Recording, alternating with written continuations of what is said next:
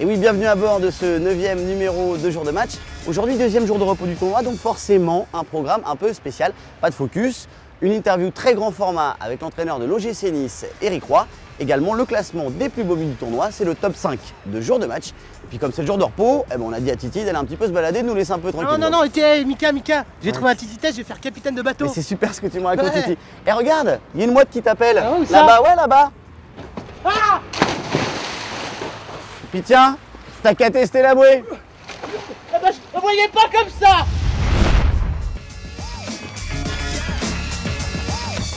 Et je suis en compagnie d'Éric Roy, l'entraîneur de l'OGC Nice. Bonjour Éric.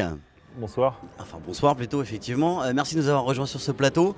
Alors, donc vous êtes entraîneur de l'OGC Nice depuis pas très longtemps, hein. Vous avez assuré l'intérim depuis le départ de Didier Olé-Nicole.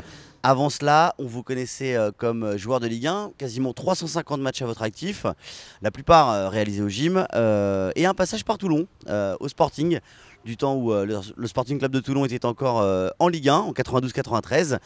Qu'est-ce que ça vous fait de retrouver le Stade Mayol ? Ça fait toujours plaisir parce que c'est vrai que j'ai passé une bonne année ici, même si c'était une année sportivement difficile et surtout extra sportivement, on va dire. Parce que c'était une saison où on avait beaucoup de problèmes on va dire extra sportifs avec les salaires non payés, les choses comme ça. C'est d'ailleurs à cause de ça qu'à la fin de la saison, je me suis retrouvé libre et que j'ai signé à Lyon. Mais autrement, je crois qu'on a pris beaucoup de plaisir. Il y avait vraiment toujours une bonne ambiance ici à Mayol. Alors aujourd'hui, vous étiez un peu plus en tribune que sur la pelouse. Est-ce que vous avez retrouvé cette ambiance des grands soirs ? Sûr, alors bon, il y a quand même un peu moins de monde pour les matchs, même si l'année dernière, j'étais déjà venu pour la finale où il y avait quand même plus de spectateurs qu'aujourd'hui. Mais c'est vrai que je crois que c'est une belle compétition. Je crois que tous les jeunes qui viennent ici de différentes nations, on le sent, ils sont vraiment très impliqués. On le voit avec les victoires, on a vu là les Ivoiriens qui viennent de gagner en demi-finale, on a l'impression qu'ils avaient gagné la Coupe du Monde. Donc c'est la preuve que pour eux c'est un tournoi vraiment important et que c'est l'occasion pour beaucoup de jeunes de se faire remarquer. Alors vous, Éric, vous n'avez jamais entraîné d'équipe nationale, mais vous êtes entraîneur. Quel regard vous portez sur ce type de tournoi, comme Toulon, des tournois amicaux? Qu'est-ce que viennent y préparer les sélections nationales d'après vous? Je crois que c'est tout simplement d'essayer de voir leurs jeunes joueurs. Vous savez, dans les sélections nationales, c'est important pour un jour peut-être les amener jusqu'au plus haut niveau, c'est-à-dire l'équipe A. C'est important de les voir évoluer d'abord quand ils sont jeunes, et puis après dans les moins de 17, les moins de 20, enfin bon, les moins de 19. Enfin bon, maintenant ça change tellement souvent qu'on ne s'y retrouve plus, mais en tous les cas de pouvoir justement voir des nouveaux joueurs de temps en temps, d'incorporer, donc ça c'est bien. Et puis après pour nous en tant que spectateurs et puis spécialistes du football, c'est de voir peut-être des jeunes talents de demain, de pouvoir les repérer, de pouvoir après les suivre. Et c'est vrai que voilà, c'est le genre d'événement et de tournoi qui est intéressant pour ça. Et puisqu'on parle de talent, on va retrouver tout de suite les 5 plus beaux buts du tournoi de Toulon. C'est le top but de jour de match.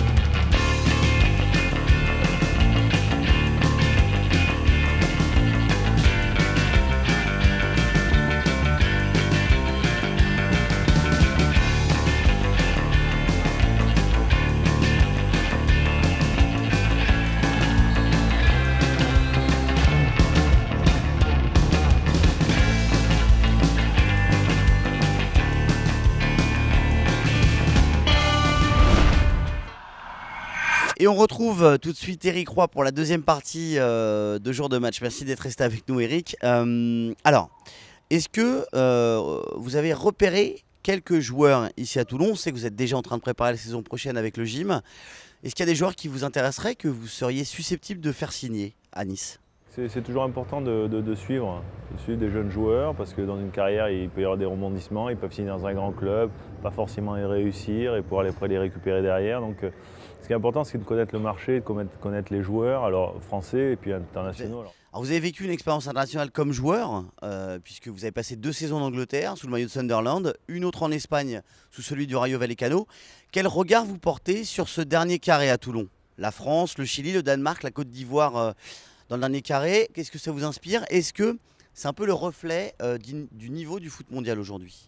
Je crois qu'on a un petit peu toute la représentation des différents footballs qu'on peut voir. À travers le monde, une équipe sud-américaine qui aime bien toucher le ballon avec beaucoup de rebondements de passes au milieu de terrain, avec un jeu court. Et puis après un jeu plus direct avec les Danois, qui est un jeu un peu à l'anglo-saxonne, qui s'apparente beaucoup à un jeu un peu plus direct et tout ça. Donc, de culture, on va dire, hein, même si après tout le monde essaie de jouer au football avec ses propres caractéristiques. Les Ivoiriens, c'est le continent africain qui est vraiment émergent maintenant dans le milieu du football, avec beaucoup de densité, de puissance physique, même si après il y a de très bons joueurs également, de très bons manieurs de ballon. Et puis je pense que les Ivoiriens, on les verra certainement à la Coupe du Monde, mais ils auront une équipe très très forte. Donc c'est vraiment, le continent africain est vraiment un continent qui est en train de vraiment de devenir et de pouvoir maintenant concurrencer les plus grandes nations du football. Alors vous parliez à l'instant des joueurs sud-américains et des nations émergentes du football. Vous d'ailleurs, vous avez fait le choix de mettre un gardien colombien comme titulaire dans les buts de l'OGC Nice, David Ospina, qui s'est entraîné d'ailleurs avec l'équipe de Colombie présente à Toulon. Il s'est entraîné avec eux pour le début. Est-ce que c'est l'avenir du football ça? La Colombie, le Qatar, est-ce qu'on peut les voir demain dans les phases finales de Coupe du Monde? Est-ce que c'est le visage du football de demain? Vous savez, c'est toujours pareil. En Amérique du Sud, il y a quand même des gros pays, que ce soit l'Argentine, le Brésil. Donc après, de temps en temps, c'est la Colombie. S'il y a une bonne génération qui arrive, l'Uruguay, ou alors ça peut être le Paraguay. Donc après, ça dépend des générations. Après, c'est vrai que ce soit l'Argentine et le Brésil, on a l'impression que ça sera déjà toujours les grands pays. En Europe, c'est un petit peu pareil, avec la France, l'Allemagne, l'Angleterre, l'Espagne. L'Espagne, on ne les voit pas trop ces dernières années. Maintenant, ils ont une génération exceptionnelle. Ils ont l'air de dominer. On a l'impression qu'ils sont partis pour dominer l'Europe du football pendant quelques années. On verra bien.